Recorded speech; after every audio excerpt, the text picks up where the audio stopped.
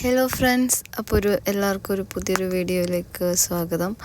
അപ്പോൾ നമ്മളിതാ ഞങ്ങളൊരു ഏട്ടൻ്റെ ഏച്ചീൻ്റെയും വീട് കോഴിക്കോടുണ്ട്. അപ്പോൾ അങ്ങോട്ടേക്ക് ഏച്ചി ദുബായിൽ നിന്ന് വന്നിട്ടുണ്ടായിരുന്നു. അപ്പോൾ ഞങ്ങൾ അങ്ങോട്ടേക്ക് പോവുകയാണ്.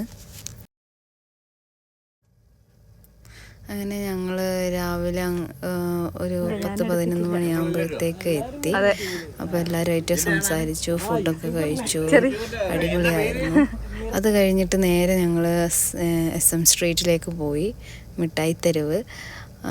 ഉച്ചയായതുകൊണ്ട് തന്നെ നല്ല വെയിലായിരുന്നു. പിന്നെ ഇവിടെ ആക്ച്വലി ഒരു വൈകുന്നേരം നൈറ്റൊക്കെ ആയിരിക്കും അടിപൊളി. പിന്നെ കോഴിക്കോട് വന്നു കഴിഞ്ഞാൽ ഇവിടെ നമ്മൾ SM സ്ട്രീറ്റിൽ പോയത് മെയിനായിട്ടൊരു സാധനം വാങ്ങാനാണ്. ഹൽവ ചിപ്സ്.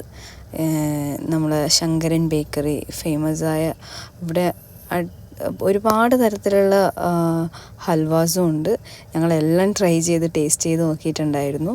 അപ്പോൾ ഞങ്ങൾ കുറച്ച് ഹൽവയും ചിപ്സൊക്കെ വാങ്ങി.